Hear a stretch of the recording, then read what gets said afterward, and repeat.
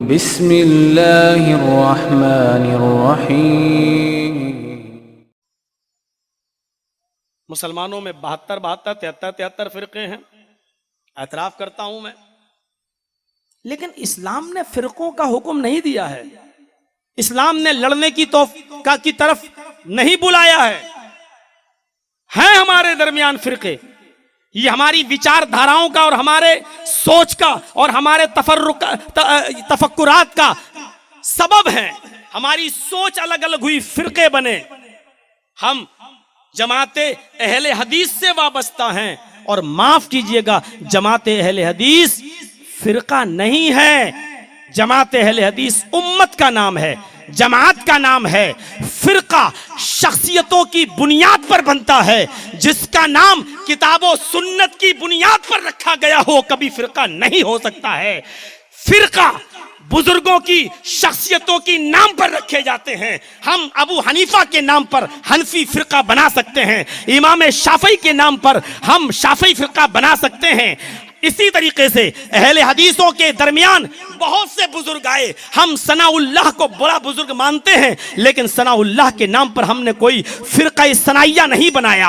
ابن تیمیہ کو ہم بہت بڑا بزرگ مانتے ہیں، ہمارے درمیان بہت بڑے بزرگ تھے، لیکن اہل حدیث نے کبھی تیمی کے نام سے کوئی فرقہ نہیں بنایا۔ ابن قیم ہمارے درمیان بڑے بزرگ گزرے ہیں، لیکن کبھی ہم نے ابن قیم کے نام پر کوئی فرقہ نہیں بنایا۔ فرقے بزرگوں اور شخصیتوں کے نام پر بنتے ہیں۔ ہم تو امت ہیں۔ قرآن کو بھی حدیث کہا گیا، نبی کے فرمان کو بھی حدیث کہا گیا، اللہ نے قرآن کو حدیث کہا ہے۔ فَبِأَيِّ حَدِيثٍ بَعْدَهُ يُؤْمِنُونَ۔ لوگو، ہم نے جو حدیث اتاری ہے نہیں قرآن، اس حدیث کے بعد تم کس کتاب پر ایمان لاؤ گے؟ اللہ نے قرآن کو حدیث کہا ہے، اللہ کے نبی نے اپنے خطبے میں کہا ہے فَإِنَّ خَيْرَ الْحَدِيثِ كِتَابُ اللَّهِ۔ سب سے بہترین حدیث اللہ کی کتاب یعنی قرآن ہے۔ قرآن بھی حدیث ہے، نبی کا فرمان بھی حدیث ہے۔ اہل حدیث کا مطلب قرآن اور حدیث کو ماننے والا، قرآن و حدیث کو ماننے والا امت ہوتا ہے، فرقہ نہیں ہوتا ہے۔ جو بھی قرآن اور حدیث کو مانتا ہے وہ امت کا فرد ہے۔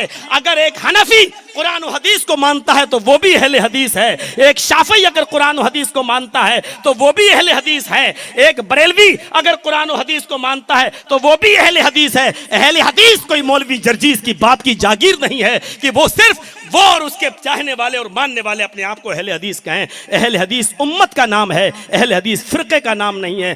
فرقہ بستیوں اور بزرگوں اور شخصیتوں کے نام پر بنتا ہے، امت کتاب و سنت کی بنیاد پر بنتی ہے۔ اہل حدیث کو کبھی فرقہ کہنے کی کوشش نہ کیجئے میرے بھائیوں، بلکہ اہل حدیث بننے کی کوشش کیجئے، یعنی شخصیت پرستی سے نکل کر اور ذات برادری سے نکل کر، شہریت سے نکل کر، ضلع سے نکل کر ہمیں اور آپ کو یہ چاہیے کہ کتاب و سنت کی طرف ہم اپنے آپ کو منسوب کریں، کیونکہ انسان ہونے کے اعتبار سے سب سے خطائیں ہوئی ہیں۔ معصوم عن الخطا اگر کوئی تھے تو صرف جناب محمد رسول اللہ صلی اللہ علیہ وسلم تھے۔ مجھے کوئی تنقید نہیں کرنا ہے، ایک چھوٹی سی بنیادی بات تھی جو میں نے آپ کی طرف اشارہ کیا ہے۔ اب آئیے